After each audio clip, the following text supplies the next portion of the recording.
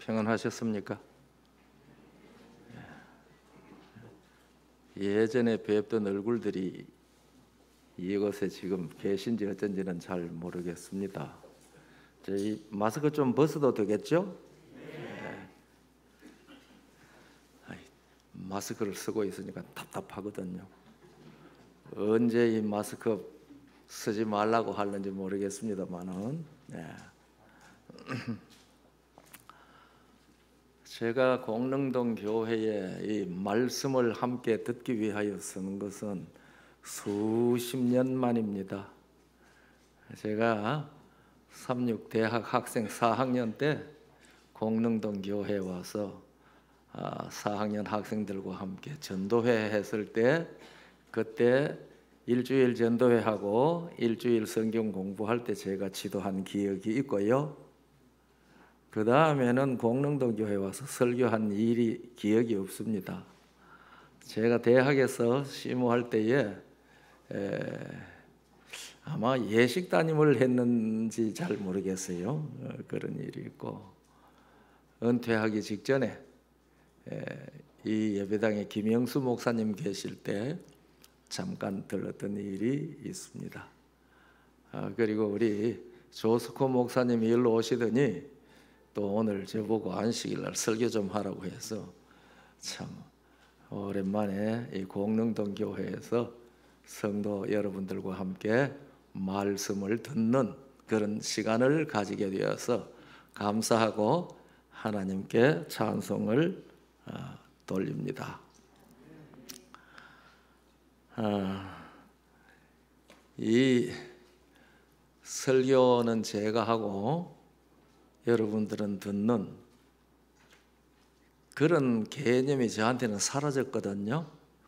제가 성경을 보니까 말씀하시는 분은 성령이라고 하셨더라고요. 성령이 교회들에게 하시는 말씀을 들을지어다 그렇게 하셨지 않습니까? 그러니까 오늘도 성령께서 말씀하시고 저는 성령의 마이크 노릇 그냥 하기를 바라고요. 그래서 성령께서 하시는 말씀을 여러분과 제가 함께 듣는 그러한 시간이 되기를 전 늘 말씀을 강론하러 나가기 전에 그렇게 기도합니다. 그리고 우리가 마태복음 10장 20절을 읽어봐도 말하는 이는 너희가 아니요 너희 속에 계시는 내 아버지의 성령이라 그렇게 하셨거든요. 그래서 제가 목회할 동안에는 제가 이 얘기하는 거 회중들은 듣는 줄만 알았는데 은퇴하고 난 다음에 말씀을 전가하러 다니면서 이게 아니네 하는 사실을 너무 늦게 깨달은 것 같아요.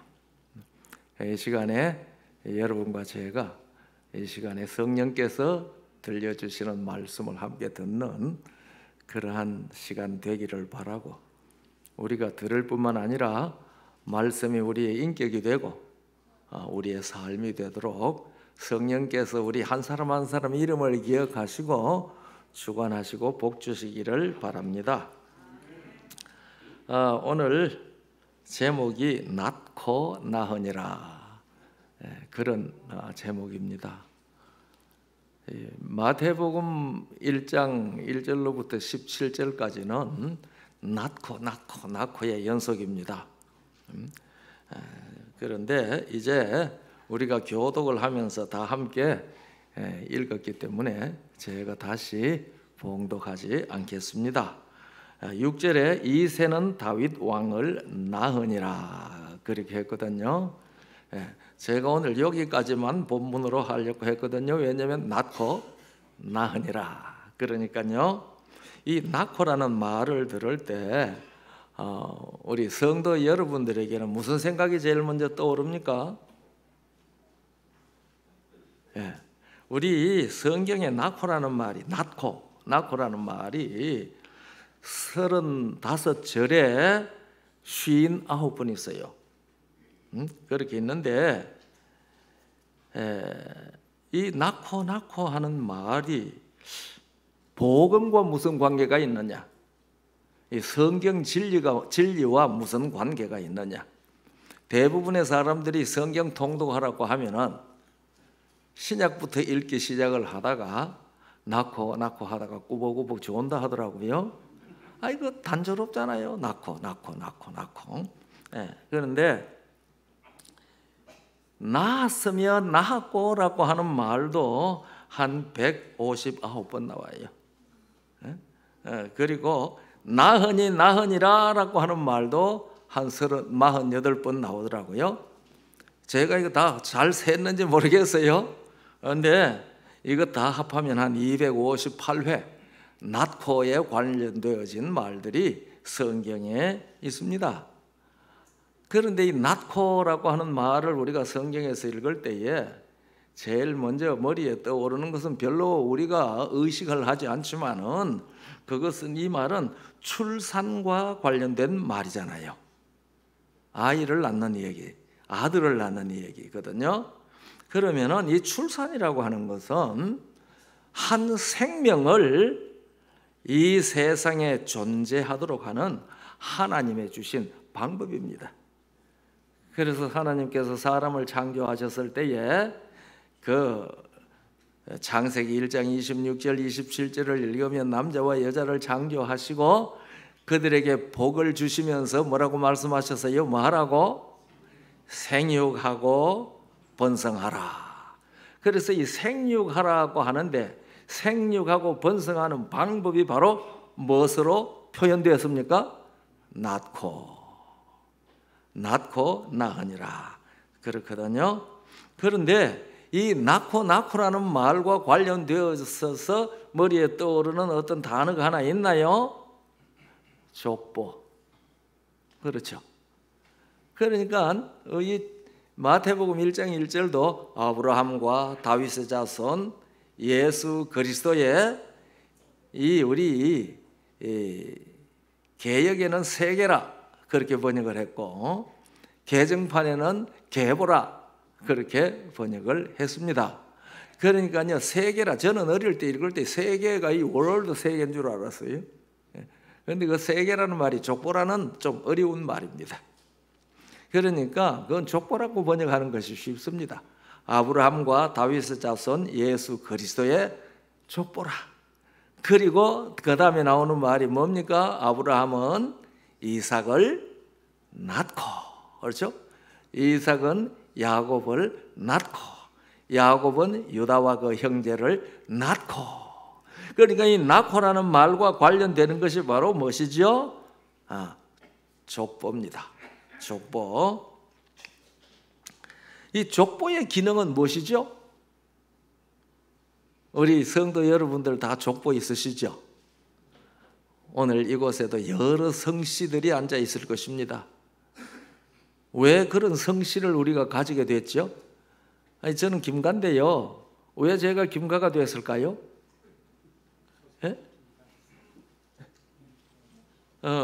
여러분 제가 왜 김가 되었는지 다 아시겠죠? 조상이 김가니까. 그러니까 우리의 성씨라고 하는 것은 내가 속한 가문을 나타냅니다. 그 가문을 나타내고 그 가문에서 낳고 해서 여기까지 있게 되었거든요. 그러니까 이 족보라고 하는 것은 한 생명이 어떻게 존재하고 세상에 이어지는지를 증명하는 합리적인 문헌입니다. 그래서 족보가 없으면은 누구를 몰라요? 조상을 모릅니다. 조상을. 자, 그런데 성경에는 족보가 많이 기록됐죠. 이 성경을 읽으면서 웬 족보는 이렇게 많나 이런 생각을 혹 해보셨습니까? 그냥 무심히 읽어버렸습니까? 우리가 역대사항은 1장부터 9장까지가 계속 족보입니다. 9장이 족보거든요. 그래서 어떤 분이 그런 얘기를 하더라고요. 성경 통독했습니까? 그렇게 물으면은 사람들 예, 통독했습니다. 그러면은 역대상 1장부터 9장까지도 다 읽으셨네요. 그러니까 이거 지루해서 안 읽었습니다. 그런데요. 그러면 그러니까 통독 제대로 못 하셨네요. 그렇게 얘기했대요. 그런데 성경에 왜 그렇게 족보가 많이 기록되어져 있는가? 이 성경의 족보와 우리가 구원을 받는 구원의 복음과 어떤 관계가 있는가? 이것은 대단히 중요한 관계가 있습니다. 족보에 이런 복음 진리가 있다는 사실을 깨달았을 때에요, 가슴이 설레는 일이에요. 그래서 이 세상의 다른 경전, 다른 종교의 경전에는 족보가 기록되어 있지 않습니다. 그 다른 경전, 다른 종교들은 주로 무엇을 가르치는 종교인가 하면은 다 아시죠? 권선징악입니다. 권선징악, 선을 권장하고 악을 징계하는 그런 권선징악, 또 인과응보, 그렇게 말하지 않습니까? 그러니까요, 모든 이 종교들이 그러한 도덕적 사고방식을 기초로 해서 세워진 것이고, 거기에 교조들이라는 사람들 말이면 공자나 석가모니나 이런 사람들은 다 그 자기의 가르치는 그 교훈이 다 무엇이죠? 도덕적으로 무하게 살아라, 선하게 살아라, 부디 악한 짓 하지 마라, 인과응보가 있다, 이런 것 얘기하잖아요. 그러면 그 권선징악을 하고 도덕적 권장을 하는데 굳이 족보가 필요 없잖아요. 그러니까 선을 권하는 것은 양반들한테만 권하는 게 아니죠. 이거 선하게 살아야 된다는 것은 상놈들도 천민들도 귀족들도 다 선하게 살아야 된다는 것에는 동일합니다. 그러니까 그들에게 무엇이 필요가 없어요. 족보를 굳이 기록해야 할 이유가 없습니다. 다 그냥 가르쳐 주는 대로 선하게 살면 돼요. 천한 사람들도 이 땅에 살 때에는 천하게 살았을지라도 그 종교가 가르치는 대로 선행을 잘하면은 사후에는 어떻게 될 수 있으니까요. 사후에는 평안하고 귀하게 살 수도 있지 않겠습니까? 제가 들으니까요, 이 이슬람은 순교하면, 그 교회의 자기 종교의 그것을 따라 순교하면은 천당에 가서 아무리 마셔도 취하지 아니하는 술의 강변에서 남자들은 7 미녀들을 아내로 얻어가지고 그렇게 그곳에서 행복하게 산단다. 그렇게 가르친다고 그래요. 그러니까 이 사람들은 순교를 위해서 자동차 폭탄 노릇을 하는 겁니다. 그것에 폭발해가 죽으면 이 고생스러운 세상, 그러다 그렇게 딱 죽고 나면은 어디를 가요? 순교했으니까 천당에 갔어. 맘만 마셔도 취하지 아니하는 강, 그 강가에서 술을 마시면서 7 미녀에게 둘러싸여 사니 행복하잖아요. 그러니까 이런 사람들은요, 이 땅에서는 어렵게 산다 할지라도 내세에서는 행복하게 살 수 있다. 그러니 무엇을 어떻게 살아라? 착하게 살아라, 선하게 살아라. 그래서 이 도덕적 선한 행실을 하라고 권하는 것은 성경의 목적이 아닙니다. 이 성경은 우리 일른 사람들에게 못하라고 하는 거예요. 이 도덕적으로 선하게 살라, 나쁘게 살지 말라 하는 얘기는 누구한테 하는 얘기죠? 어떤 사람에게 하는 얘기죠? 어떤 사람들에게 하는, 송장한테 하는 얘기예요? 그러면 살아있는 사람들에게 하는 이야기지 않습니까? 그런데 이 성경은 살아있는 사람들에게 준 책이 아닙니다. 우리가 다 살아서 숨쉬고 사는데 성경은 살아있는 사람들에게 주는 책이 아니라니 도대체 그게 무슨 소린가? 사실은 성경이 가르치는 이 이치를 깨달아야지 우리가 믿는 믿음의 도리가 뭔지를 바르게 알게 되는 것이거든요. 하나님께서 우리에게 약속하신 약속은, 언약의 약속은 요한일서 2장 25절에 그가 우리에게 하신 약속은 이것이니 곧 영원한 생명이라고 했습니다. 그러니까 하나님께서는 우리 사람들에게 영원한 생명을 약속하신 거거든요.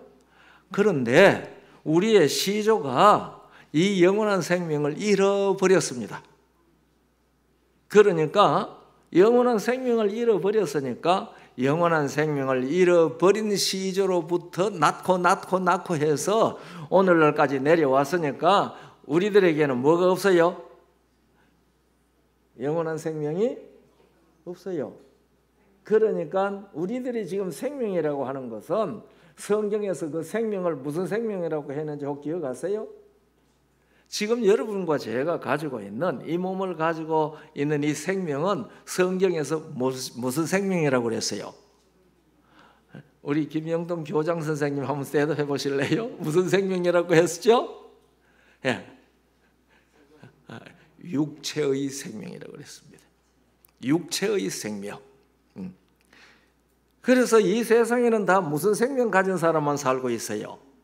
육체의 생명을 가진 사람만 살고 있습니다. 그런데 육체의 생명을 가진 사람을 성경은 죽었다고 그럽니다.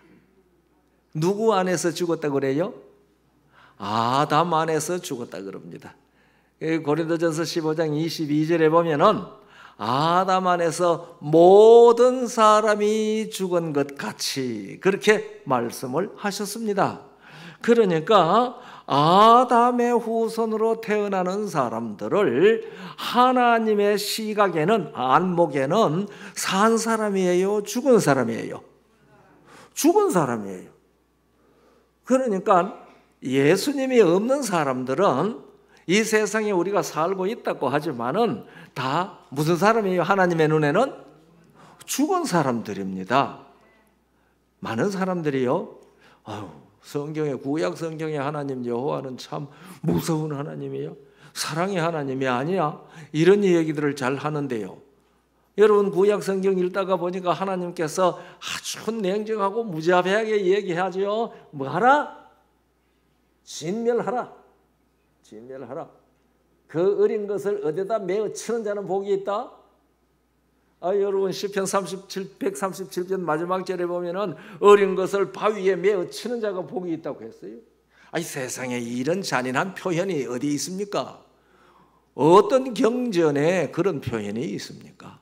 그런데 사랑과 자비의 하나님이라고 하는 그분을 나타내는 성경 경전에 그런 표현이 있습니다. 그것뿐만 아니라 우리가 이 모세 오경을 읽어보면은 진멸을 하되 유아까지 다 죽이라고 그랬어요. 유아까지. 그러니까 이런 말씀들을 읽으면서 성경의 하나님이 사랑의 하나님이고 참 자비의 하나님이라는 생각이 머릿속에 잘 들어갈까요? 거기에다 눈이 꽂히면 의심이 생기죠. 이걸 어떻게 이해를 해야 되나? 제가 이 미국에서 벨리 교회에 목회를 하고 있을 때에 어떤 젊은이가 청년이 30대는 된 것 같은데 그 내외가 교회를 처음 나왔어요. 얼마나 반가워요. 그래서 맞아서 인사를 하고 그 다음 안식일에도 나오라고 하니까 나온대요. 그 다음 안식일도 나왔습니다. 그러더니 한참 나오더니 안식일을 안 보여요. 그래서 제가 전화를 했거든요. 그러니까 나온다는 대답을 안 해요. 그래서 제가 방문을 했어요. 방문을 했더니 목사님 내가 예수 믿으러 나간 줄 압니까? 그래요? 어떻게 나오셨어요? 친구들 만나러 나왔대요. 친구들. 친구들 만나러 나온 것도 잘한 거죠. 무엇을 봐야 별을 따요? 하늘을 봐야 별을 딴다 그러잖아요. 그러니까 나와가지고 말씀 듣고 하다가 보니 생명을 딸 수도 있지 않습니까? 그런데 이제 안 나오는 거예요. 그래서 그러지 말고 예수님을 믿고 하나님을 믿고 믿음을 배워야죠. 그러니까 이분이요, 그 아버지가 우리 제일교회 장로예요. 장로님 아들이에요. 죄송합니다만 그 사람이 하는 말을 그대로 전할게요. 저는 우리 아버지 때문에 예수 안 믿습니다. 그래요. 그리고 자기가 성경을 보는 데는 여호와라는 신이 있다면 모든 신 중에 가장 악한 신이라고 생각을 합니다. 이 목사 앞에다 놓고 아주 직설적으로 그렇게 얘기를 했습니다. 왜 그러냐 하니까 구약 성경 좀 보시라고. 네. 우리가 그렇게 말씀하신 의미가 뭔지를 알아야 됩니다. 이 성경은 산 사람에게 착한 생활을 하라고 권고하는 것이 목적이 아닙니다. 이 성경은 하나님의 영원한 생명을 잃어버린 사람들에게 하나님의 영원한 생명을 얻으라고 주는 말씀입니다. 그래서 성경을 무슨 말씀이라고 우리가 말하는 거예요? 생명의 말씀이라고 말하는 겁니다. 우리가 사도행전 5장 20절을 보면은 감옥에 갇혀 있는 베드로와 요한을 끄집어내고 너는 이 성전에 가서 이 생명의 말씀을 전하라고 그랬습니다. 그러니까 여러분과 제가 성경을 읽을 때에 나도 이처럼 착하게 살아야 되겠구나. 그렇게 우리의 마음에 명상을 하고 각오하는 것은 대단히 좋은 일이지만은 그거보다가 먼저 이 성경은 우리들에게 무엇을 얻으라고 가르친다는 것을 깨달아야 됩니까? 생명을 얻으라고 하는 것을 가르치는 책이 성경입니다. 그래서 요한복음 20장 31절에 그랬지 않습니까? 30절 31절에 읽으면 성경의 목적을 우리에게 가르쳐주고 있거든요. 예수께서 행한 것이 여기에 기록한 것 외에도 많이 있지만 오직 이것을 너희에게 기록한 것은 예수께서 그리스도이심을 너희가 믿고 그분을 힘입어 생명을 얻게 하려는 것이라고 그랬습니다. 그러니까 여러분과 제가 성경을 읽고 나도 예수님처럼 성품이 변해야지 이런 쪽에서만 이 안목이 가져 있다고 하면은 성경의 진짜 목적을 잘 모르고 있는 거지요. 그런 정도로 보면은 이 세상의 다른 종교의 경전들을 읽으면서 자기를 훈련시키는 거하고 별로 다를 게 없어요. 그렇게만 한다면 오히려 불교가 나을는지도 몰라요. 자기 훈련시키는데 말입니다. 참선하고 앉아서 무건 수련도 하고. 그런데 성경은 그런 것이 아니고, 저는 그래서 성경을 생명경전이라고 표현하기를 좋아합니다.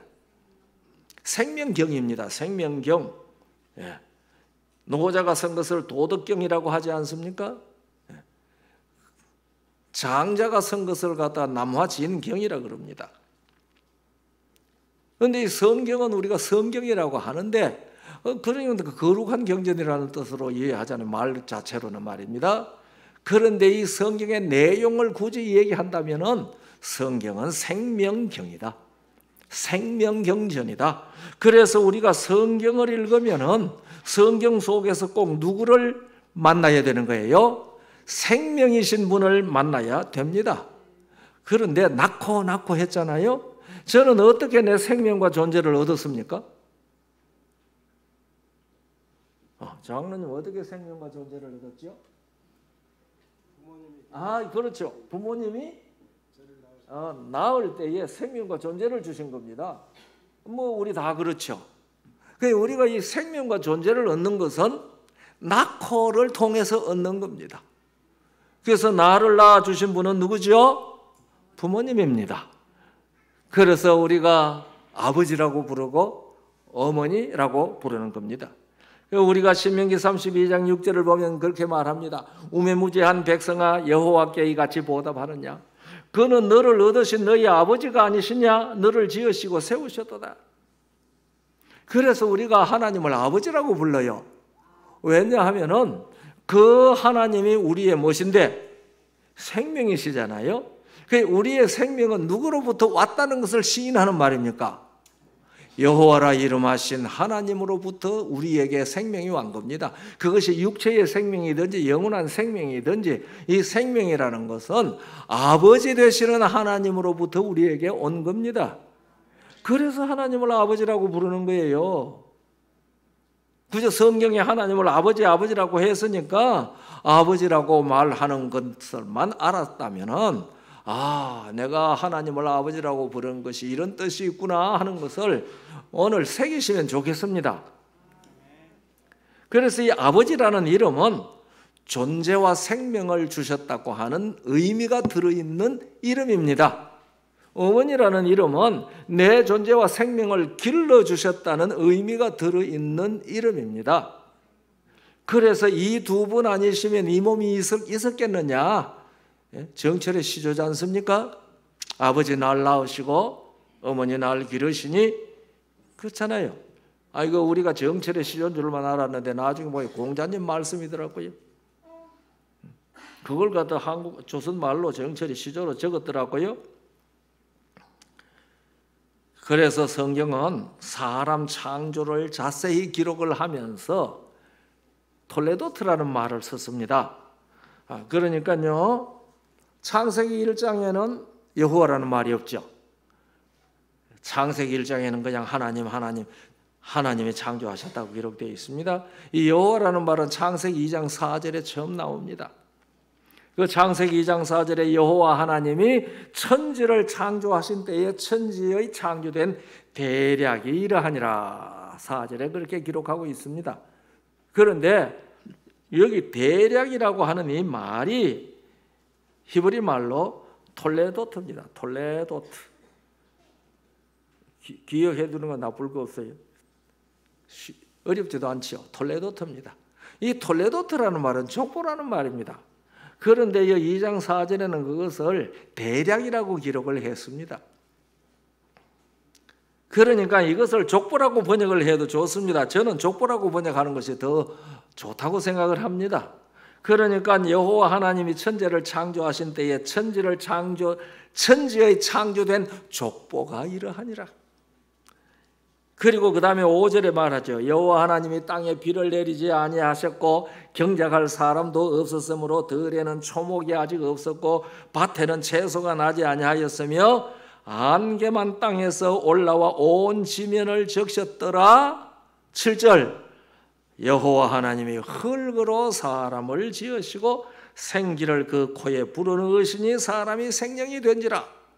그러니까 2장 4절로부터 7절까지 연결되어지는데 그것은 사람을 어떻게 창조하셨느냐 하는 이 얘기를 하기 위해서 그 당시에 이 창조해 놓았던 상태가 어떤지를 앞에 잠깐 소개하는 것입니다. 지금 1장하고 2장하고 기록한 내용이 좀 다른 거 아닙니까? 이런 소리 질문할 수 있는데 지금 그거 대답할 시간은 없거든요. 그래서 흙으로 사람을 지으시고 생기라고 하는 말은 살리는 기운이라는, 생명의 기운이라는 말입니다. 그러니까 흙으로 사람을 지으시고 그 사람의 코에다가 무엇을 불어넣으셨어요? 생명의 기운을 불어넣으신 겁니다.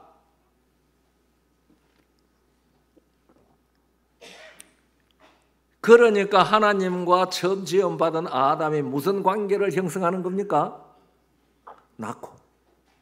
낳고의 관계를 형성하는 겁니다. 그래서 창세기부터 요한계시록까지요, 성경은 이 낳고 사상이 지배하고 있는 것을 지배라고 표현하기보다가 일관되게 그런 사상을 가지고 있다는 사실을 깨달았을 때에 낳고 낳으니라. 그리고 어떻게 우리가 존재하게 되었는지, 어떻게 우리가 이런 생명을 얻게 되었는지 그것을 가르쳐 주는 것이 족보입니다. 그러니까 이 성경의 족보는 우리의 존재가 어떻게 있게 되었으면 이 생명을 어떻게 얻게 되었는지 그것을 가르쳐 주고 있는 문헌입니다. 그래서 하나님이 참으로 계시냐? 여러분 제 부모님 계시는 거 아시겠어요? 지금 비록 세상을 떠나셨지만은 제 부모님이 계셨겠죠. 여러분도 똑같죠. 그러면은 제가 있으면 누가 있다는 증명입니까? 저는 나의 부모님이 계시다는 증명서입니다.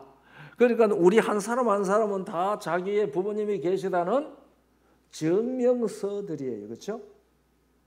종이에 서가 도장 안 찍어도. 그리고 우리 성씨가 다 성씨 하나씩을 가지고 있잖아요. 우리가 다 존재 자체가 증명서입니다. 그러면 그것을 더듬어 올라가다가 보면은 누가 나와요? 우리에게 제일 먼저 존재와 생명을 주신 분이 나올 것 아니겠습니까? 그러니까요, 성경은 이렇게 말합니다. 인류의 모든 족속을 한 혈통으로 만드사 온 땅에 거하게 하시고 저희의 연대를 정하시며 거주의 경계를 한하셨으니 사도행전 17장 26절에 있는 말씀입니다. 그러니까 인류의 모든 족속을 한 혈통으로 만들었습니다. 아담의 혈통입니다. 그리고 아담 이상에 올라가니까 누구더라? 하나님이더라. 그것이 누가복음 3장 28절 얘기 아닙니까? 가인은 에노스의 아들이고 에노스는 셋의 아들이고 셋은 아담의 아들이고 아담은 하나님의 아들입니다. 우리말 성경에는 그렇게 번역을 했습니다. 우리가 가지고 있는 이 개정판이나 개역판에는 그 이상은 누구요? 그 이상은 누구요? 그랬죠. 가인의 이상은 에노스요, 에노스의 이상은 셋이요, 셋의 이상은 아담이요, 셋의 이상은 하나님이라 그렇게 번역을 했는데 요새 번역은 이렇게 번역을 한 겁니다. 쉽죠? 그러니까 아담은 하나님의 아들입니다. 아들이라고 하면 무슨 관계가 형성된 거예요? 톨레도트가 형성된 겁니다. 족보가 형성된 겁니다. 그러니까 하나님과 우리들은 족보가 형성이 되어서 우리가 하나님의 아들, 딸들이 되었으니까 무슨 관계가 된 것이죠? 우리 찬양대원들 한번 대답해 볼게요. 하나님과 우리는 무슨 관계가 되었어요? 부모와 자녀 관계가 됐으니까 무슨 관계가 됐어요? 혈연 관계가 됐잖아요. 혈연. 네. 그러니까 우리들은요, 누구와 혈연 관계를 맺은 사람들입니까? 하나님과 혈연 관계를 맺은 사람들입니다. 그래서 우리는 누구의 핏줄이에요? 하나님의 핏줄입니다. 그렇게 인류의 모든 족속을 한 혈통으로 만드신 이유를 27절에 말합니다. 이는 그렇게 하신 이유는 사람으로 하나님을 혹 더듬어 찾아 발견케 하려 하심이로되 그는 우리 각 사람에게서 멀리 떠나 계시지 아니하도다. 그러니까요, 아담하고 저하고 아담하고 여러분들하고는 개인적인 관계가 있습니까? 없어요. 아담하고 나하고 개인적인 관계가 있어요, 없어요? 아담하고 나하고는 직접적인 관계가 있습니까? 아담하고 나하고는 유기적인 관계가 있습니까? 아담하고 나하고 개인적인 관계가 있죠. 왜냐하면 아담이 없으면 결국 누가 없어요? 내가 없어요. 그러니까 우리 모든 사람들은 다 누구한테 매달려 있어요? 아담 안에 달려있는 존재들입니다. 그래서 우리를 성경은 누구 안에 있었다 그래요? 아담 안에 있었다 그럽니다. 그래서 이 성경에는요, 아내라고 하는 그 말이 아내라는 그 말이 굉장히 중요한 말입니다. 그래서 성경을 보면은요, 이 세상에 딱 두 사람밖에 없어요. 첫 아담과 마지막 아담이에요. 그리고 그럼 우리들은 뭐냐? 첫 아담 안에 있었던 사람들이죠. 첫 아담 안에 있는 겁니다. 그래서 그 아담, 여기에 하나님을 혹 더듬어 찾아 발견하게 하려 하비로되 그랬잖아요. 그 뭐 더듬어 올라가라는 말입니까? 인류의 모든 족속을 한 혈통으로 지었으니까 하나님을 찾기 위하여는 어떻게 해보라? 족보를 더듬어 올라가 보라 그 말입니다. 더듬어 올라가 보라. 그러니까 하나님과 나는 개인적인 관계가 있는 사람입니다. 그러니까 가까이 있는 겁니까? 멀리 있는 겁니까? 그래서 여기 그는 우리 각 사람에게서 멀리 떠나 계시지 아니하다고 기록한 겁니다. 하나님과 나는 혈연적으로 족보적으로도 그렇게 가까운 겁니다. 멀리 계시는 분이 아니거든요. 그런 것을 우리에게 가르쳐 주는 것이 바로 뭡니까? 족보입니다. 그래서 성경에 기록된 이 족보는 우리들로 하여금 하나님과 직접적이고 개인적이고 유기적인 관계가 있다는 사실, 하나님과 내가 혈연적 관계를 형성했다는 사실을 가르쳐 주는 산 문서입니다. 그러니까 어떤 종교도 이런 것은 없습니다. 왜냐하면 그 종교들은 무엇을 얻으라고 가르치는 종교가 아니니까. 생명을 얻으라고 가르치는 종교가 아니니까요. 오직 이 성경만이 생명을 얻으라고 가르치는 종교입니다.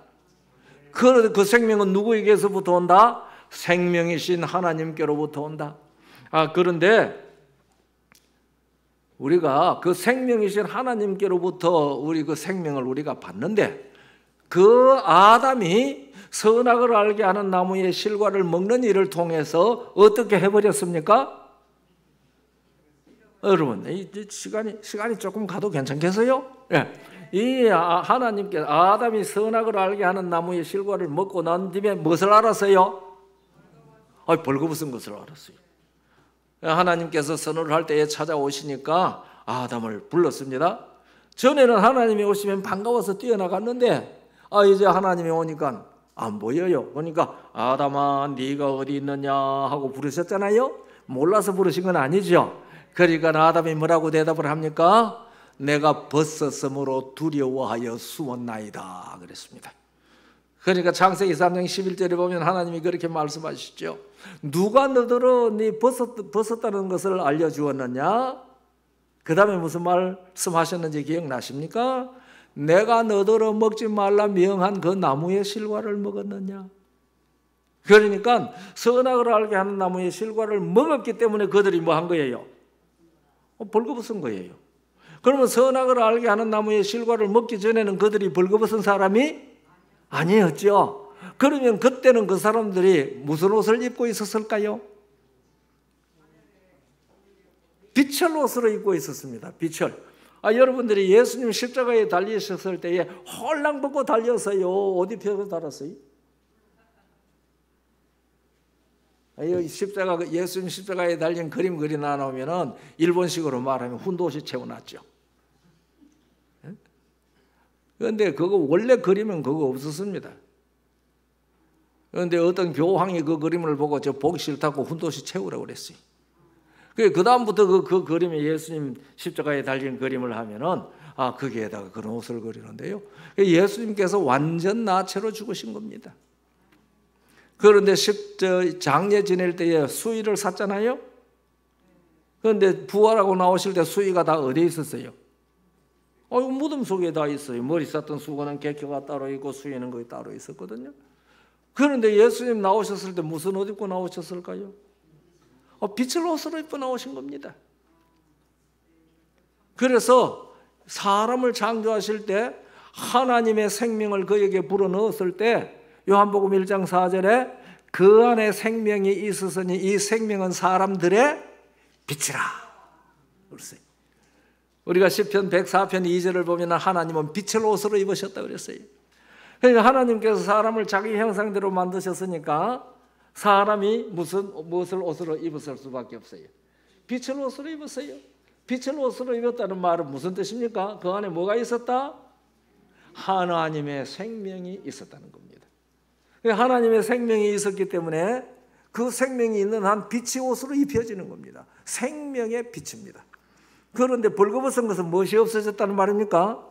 생명이 없어졌다는 말입니다. 하나님의 생명이 없어진 것입니다. 그래서 아담 안에서 모든 사람이 다 벌거벗은 자로 태어납니다. 이 세상에 태어나는 동물 중에 옷 안 입고 태어나는 동물 사람밖에 없어요. 다 조금 있으면 털이라는 옷이 다 납니다. 그런데 사람은 아무리 놔둬도 옷이 안 나오더라고요. 만약에 아담이 에덴 동산에서 생명과를 선악을 알게 하는 나무의 실과를 먹지 않았으면은 아담의 후손으로 태어나는 모든 사람들이 태어나면서 무엇을 입고 났을까요? 빛을 옷으로 입고 태어났을 겁니다. 그래서 오늘날 유행하는 패션들 다 없을 거예요. 옷보다 더 좋은 옷, 빛보다 더 좋은 옷이 어디 있어요? 예? 그래서 다 벌거벗었다고 하는 말은 그날 생명을 잃어버렸다는 말입니다. 그래서 아담에게서 태어나는 모든 사람, 인류의 족속을 한 혈통으로 만들었는데 아담으로부터 낳고 한 사람들은 다 벌거벗은 존재로 태어나는데 그것은 성경적으로 말하면 무엇이 없다. 나는 무엇이 없다? 생명이 없다. 나는 무슨 존재다? 죽을 수밖에 없는 존재다. 성경은 그걸 얘기하는 거예요. 그래서 옷은 꼭 누가 지어 입혀야 돼요? 부모가 지어 입혀야 돼요. 그 아담이 벌거벗었고 이 무화과 잎을 엮어서 다 두르고 있었는데 그건 다 말라 없어지는 거죠. 그러니까 그 아담 부부에게 하나님께서 무엇을 지어 입히셨어요? 가죽으로 옷을 지어 입히셨습니다. 그때부터 태어나는 모든 사람들은 다 자기가 스스로 옷을 만들지 못합니다. 다 부모가 지어 입혀야 합니다. 이런 모든 인간에 있는 소위 그 문화 풍속 속에 구원의 과학이 스며들고 있습니다. 우리가 이런 것들을 미처 잘 발견을 못하고 있어서 그렇죠.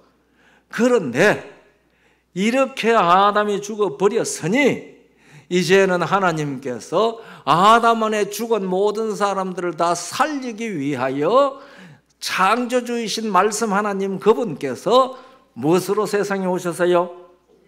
마지막 아담으로 오셨습니다. 그래서 그분이 아담입니다. 이 아담이라고 하는 말은 이 세상의 생명의 시작이라는 말입니다.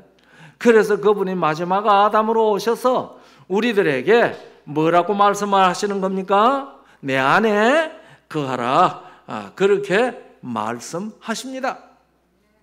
그럼 우리가 아담 안에 처음에 아담 안에서 생육하고 번성하라고 해서 존재하게 되었는데 이제 아담이 죽었으므로 우리가 아담 안에서 다 죽었습니다. 그런데 그때 아담을 죽어서 존재를 없애버렸으면 생육하고 번성하는 일을 할 수가 없죠. 하나님의 말씀이 이루어지지 않습니다. 그러니까 아담 부부에게 육체의 생명을 허락을 하셔서 생육하고 번성하도록 해 주신 겁니다. 그러나 그 사람들은 반드시 한 번 죽게 되어 있습니다. 히브리 9장 27절이잖아요. 한 번 죽는 것은 사람에게 정한 것입니다. 그래서 여러분과 제가 다 육체의 생명을 가지고 있기 때문에 예수님을 믿어서 예수님 안에서 영생의 생명을 얻었어도 한 번 꼭 죽어야 합니다. 도리가 없어요. 그러나 우리가 예수님을 믿어서 예수님 안에서 태어날 때 우리들은 무엇을 얻게 되는 겁니까? 영원한 생명을 얻는 겁니다. 아담에서 낳고 해서 우리가 있었던 것처럼 우리도 예수님 안에서 태어나야 되는데 그것을 무엇이라고 그래요? 거듭남이라고 말하는 겁니다. 예수님께서는 이 땅에 오실 때에 동정녀에게 탄생하셨잖아요. 성령으로 잉태하시고 탄생하셨습니다. 성령으로 태어나는 사람을 성경은 무엇이라고 말했습니까? 영이라고 했습니다. 영. 그래서 예수님께서 요한복음 3장 5절 6절에 사람이 거듭나지 아니하면 하나님 나라에 들어갈 수 없다고 말씀하신 다음에 6절에 뭐라고 말씀하신지 기억하세요? 육으로 난 것은 육이요 성령으로 난 것은 영이니. 그러면 예수님은 이 땅에 이런 몸을 입고 오셨어도 영입니까? 육입니까? 영입니다. 그러니까 예수님은 생명이세요. 그런데 고린도전서 15장 45절에 읽어보면은 생명을 넘어서 살려주는 영이라고 그랬습니다. 그래서 우리가 예수 그리스도를 믿으면은 예수 그리스도 안에서 아담 안에서 생명을 잃어본 그 생명을 예수님 안에서 도로 뭐 하는 거예요? 찾는 겁니다. 그것을 구원이라 그럽니다. 우리가 구원을 받는 것은 아담 안에서 죽은 내가 예수 그리스도 안에서 영원한 생명을 회복하는 것이라는 사실, 그것이 구원이라는 것을 우리가 이해해야 합니다. 그래서 예수 그리스도께서는 이 땅에 우리를 낳기 위하여 무슨 수고를 하셨어요? 해산의 수고를 하신 겁니다. 그래서 이 창세기 3장 15절에 네가 여자에게 16절에 여자에게 말하지 않습니까? 잉태의 고통을 크게 더하리니 네가 수고하고 자식을 낳을 것이며, 이것은 예수 그리스도께서 십자가에 죽으시는 일을 통해서 부활하심으로 우리에게 생명을 주시는 것에 대한 예표적 예언입니다. 이것을 예수님께서는 요한복음 16장 20절로 22절에서 친히 해석하셨습니다. 내가 진실로 진실로 너희에게 이르노니 너희는 곡하고 애통하겠으나 세상은 기뻐하리라. 너희는 근심하겠으나 너희 근심이 도리어 기쁨이 되리라.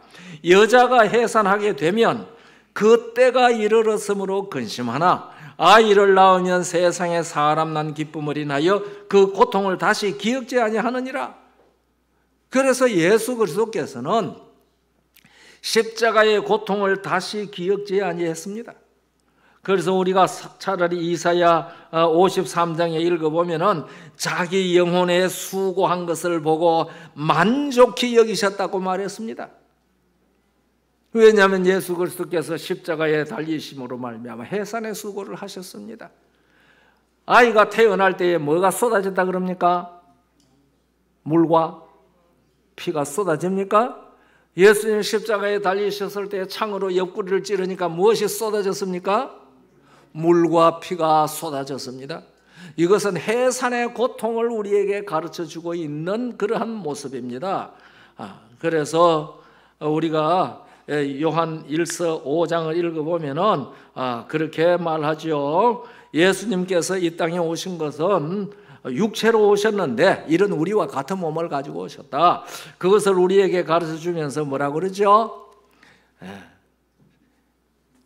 물과 피로 임하신 자라, 그렇게 말씀을 하셨습니다.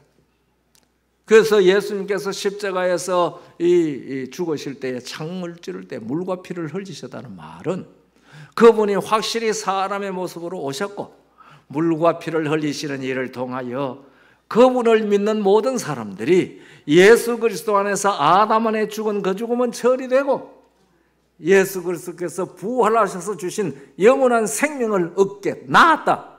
그것을 가르쳐 주는 거거든요. 여러분, 제가 누구 닮은 것 같아요? 아이, 멀리 가지 말고 가까이. 여러분, 제가 누구 닮은 것 같아요? 장모님, 내가 누구 닮았겠어요? 부모님 닮았죠. 그 쉬운 걸 대답을 어렵게 하지 마십시오. 그러면은 우리가 예수님의 형상을 담고 우리의 성품이 예수님처럼 되려고 하면은 내가 노력해야 되겠어요? 내가 노력을 하면은 예수님 닮아집니까? 어떻게 하면 예수님 닮게 돼 있어요? 예수님으로부터 태어나면 예수님의 형상으로 태어나게 돼 있습니다. 이 사실을 로마 8장 29절에서는 우리가 아들의 형상을 입도록 예정되었다고 말한 겁니다. 그래서 여러분과 제가 진정으로 예수 그리스도를 믿고 예수 그리스도 안에서 물과 성령으로 낳고 그렇게 낳은 경험을 하면은 우리는 진정으로 거듭날 때에 누구의 형상으로 거듭나는 겁니까? 하나님의 형상, 예수 그리스도의 형상으로 거듭나는 겁니다. 그래서 우리는 그때부터 무슨 존재가 되는 거지요? 영적 존재가 됩니다. 그리고 우리들은 무엇과 무엇을 함께 가지고 있는 사람이 돼서요? 육적 생명과 영적 생명을 함께 가지고 있습니다. 그래서 우리는 육적으로 한번 죽는 것은 정해져 있기 때문에 죽습니다. 그러나 우리는 죽어도 사는 영의 생명을 가지고 있기 때문에 예수님 재림하실 때에 부활하는 겁니다. 결코 죽지 아니하는 생명으로 부활합니다. 그때 우리는 그러시죠. 사망아 너의 이기는 것이 어디 있느냐? 사망아 너의 쏘는 것이 어디 있느냐? 그렇게 외친다고 고린도전서 15장에 말씀하지 않았습니까? 할 얘기 많지만 시간 때문에 제가 여기서 끝이겠습니다. 낳고 낳으니 이 성경에 기록되어 있는 족보가 바로 이러한 사실을 우리에게 가르쳐주고 하나님께로부터 오늘날까지 어떻게 인류가 존재하게 되었는지 그것을 합리적으로 가르쳐주는 문헌입니다. 그러니까 성경에 족보가 있는 것이 귀한 것입니까? 지겨운 것입니까? 이거 정말 지겹더라도 족보를 새겨 읽으시면서 족보 가운데 이런 생명의 복음이 들어있구나 하는 것을 깨달으시고 우리는 예수 그리스도 안에서 거듭난 생명을 가졌기 때문에 우리가 영적 존재라는 사실을 믿으심으로 말미암아 우리의 삶 속에 무슨 형상이 나타나는 것이 당연한 겁니까? 예수 그리스도의 형상이 나타나는 것이 당연한 것입니다. 이 은혜가 우리 공릉동 성도 한 사람 한 사람 우리 성령님께서 이름을 기억하시고 충만하도록 채워주시기를 간절히 바랍니다.